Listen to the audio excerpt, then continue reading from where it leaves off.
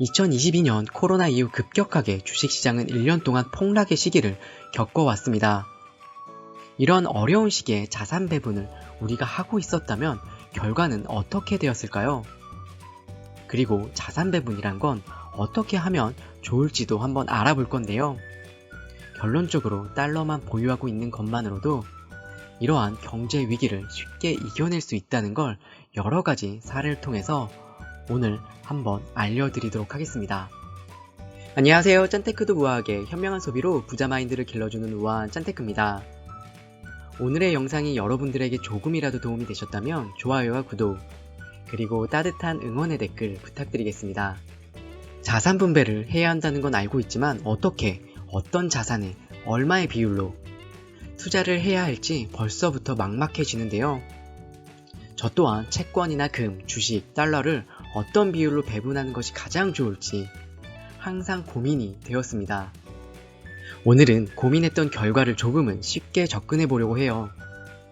간단한 자산 분배로 경제 위기를 이겨낼 수 있을지 한번 알아볼 건데요. 바로 SCHD와 SCHD로부터 받은 배당금 달러로 자산 분배를 하는 전략입니다. SCHD의 가장 큰 장점이 무엇이라고 생각하시나요? 바로 받는 배당금이 매년 10% 이상 성장하는 배당 성장형 ETF입니다.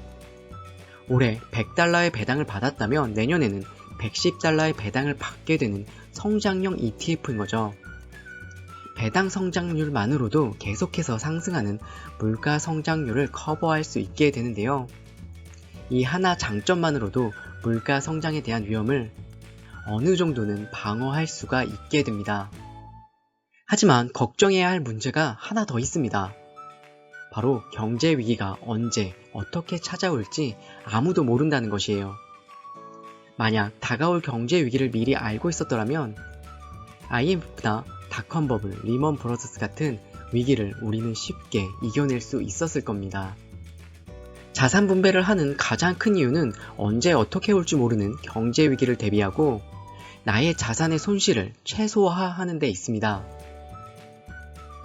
SCHD와 SCHD로부터 받은 배당금 달러만으로 경제 위기가 왔을 때 나의 자산을 지킬 수 있을지 한번 확인해 보도록 할게요. 대표적인 경제 위기 상황이었습니다. 2008년 9월 15일 리먼 브러더스 파산으로 시작된 글로벌 금융 위기가 있었습니다. 그리고 가장 최근 2022년 미국의 급격한 금리 인상으로 주식 시장이 붕괴된 상황을 한번 같이 살펴볼 건데요. 먼저 2008년 글로벌 금융 위기입니다. 2009년 3월 S&P 500은 무려 연초 대비 51%가 하락을 했습니다. 나스닥 100 또한 약 49%가 하락을 했는데요. 미국 양대 지수가 모두 처참하게 무너졌던 최악의 달로 기록이 되었습니다. 2008년 $10,000의 자산을 주식에 투자하고 있었다면 2009년 3월에는 자산의 절반을 잃고 약 $5,000 정도가 남은 상황이 되는 거예요. 하지만 진짜로 나의 자산이 50%가 줄어든 $5,000가 되었을까요? 꼭 그렇지만은 않은데요. 우리는 미국 주식을 매수할 때 원화를 달러로 바꿔서 투자를 하게 됩니다. 반대로 매도할 때도 매도한 달러를 원화로 교환할 수가 있어요. 그래서 우리는 환율을 꼭 같이 확인해 줘야 하는데요. 같은 기간 2009년 3월 1일 원달러 환율은 1,550원으로 연초 대비 무려 65%나 상승을 했어요. 주식은 비록 하락을 했지만 환율이 올랐기 때문에 자산의 일정 부분을 방어할 수 있게 되는 거예요. 연초 930원이었던 환율이었더라면 5,000달러의 원화의 가치는 465만원이 됩니다. 하지만 환율이 65%가 상승했기 때문에 주식의 원화 가치는 775만원이 돼요. 우리는 미국 주식에 투자하는 것만으로도 일정 부분은 위기를 어느 정도 했지 방어할 수 있게 됩니다. 이런 상황을 잘 이용하면 경제 위기가 와도 쉽게 우리는 벗어날 수 있는 기회가 생깁니다. 다른 사례도 한번 살펴보도록 할게요. 2008년은 원달러 환율이 처음부터 워낙 낮았어요.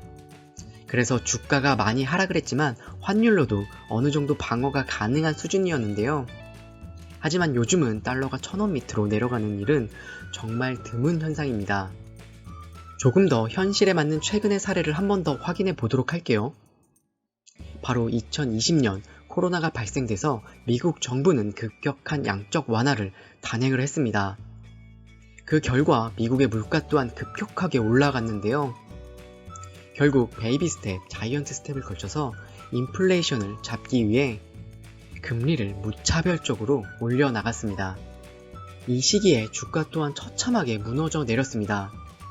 2022년 9월 S&P 500은 연초 대비 마이너스 24%, 나스닥 100은 마이너스 34%를, 그리고 SCHD 또한 마이너스 16%가 하락하는 충격을 겪었어요. 다시 같은 방법으로 동일한 기간에 환율을 확인해 볼게요. 이 기간에 환율은 무려 20%가 상승을 했습니다.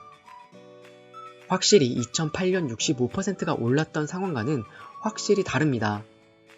2022년도는 환율의 상승폭도 작았기 때문에 떨어진 주가를 완전히 환율만으로 방어하기에는 상대적으로 어려웠어요. 이런 상황은 어떻게 대비를 하는 게 좋을까요? 바로 일정 부분 달러를 확보하고 있는 것입니다. 갖고 있는 달러는 환율이 높아졌을 때 상대적으로 저렴해진 원화로 교환을 하면 됩니다. 아니면 환전한 원화로 저렴해진 국내 주식을 사거나 낮아진 SCHD를 재매수하는 것도 좋은 방법 중에 하나가 될 수가 있어요. 예전에 설명드렸던 한국에 상장된 해치된 상품을 사는 것도 좋은 방법 중에 하나가 될 수 있는데요. 우리가 왜 환해치 상품을 매수해야 하는지, 어떤 상황에서 활용할 수 있는지 이 영상을 보고 오시면 투자하는데 많은 도움이 되실 수 있어요. 주가는 하락을 했지만 아까와 마찬가지로 환율이 올랐기 때문에 원화의 가치로 환산하게 되면 S&P 500의 실질적 하락은 마이너스 8.8%가, 나스닥 100은 마이너스 20%가 됩니다. 여기서 SCHD는 주가가 하락을 했지만 환율이 20%나 상승을 했기 때문에 오히려 0.08% 상승이 되었어요. 다시 주가가 급격하게 하락한 시기에 우리가 자산 분배로 30%의 달러를 보유하고 있었다면 또 어떤 결과가 되었을까요? 달러의 가치가 상승을 했기 때문에 같은 달러라고 해도 더 많은 원화로 교환이 가능하게 됩니다. 주가는 하락을 했지만 달러를 갖고 있었기 때문에 경제 위기를 방어할 수 있는 또 다른 힘이 생긴 거죠. 7,000달러의 주식과 3,000달러를 보유하고 있었다면 S&P 500은 5,320달러, 나스닥 100은 4,620달러, SCHD는 5,880달러가 됩니다. 연초 1,191원의 환율을 적용하게 되면 S&P 500은 633만원이, 나스닥 100은 550만원, SCHD는 700만원이 됩니다. 하지만 환율이 20% 상승을 했기 때문에 원화의 가치 또한 높아지게 되는데요.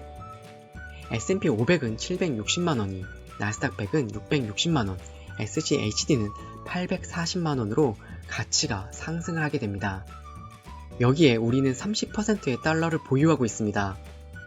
이 자산까지 원화로 교환하게 되면 약 460만원의 현금을 추가로 확보하게 되는데요. 즉 초기 10,000달러를 온전히 투자했더라면 1,086만원의 가치를 갖고 있지만 30%의 달러를 갖고 있었더라면 1,220만원의 원화 가치가 됩니다. 우리는 달러를 보유하고 있는 것만으로도 이런 경제 위기 상황 속에서 충분히 나의 자산을 지킬 수 있다는 결론을 얻을 수가 있는데요. 채권, 금, 달러, 주식을 어렵고 복잡하게 자산 배분을 할 필요가 있을까요? 달러와 해외 주식 투자하는 것만으로도 충분히 우리는 자산 방어를 할 수 있게 됩니다.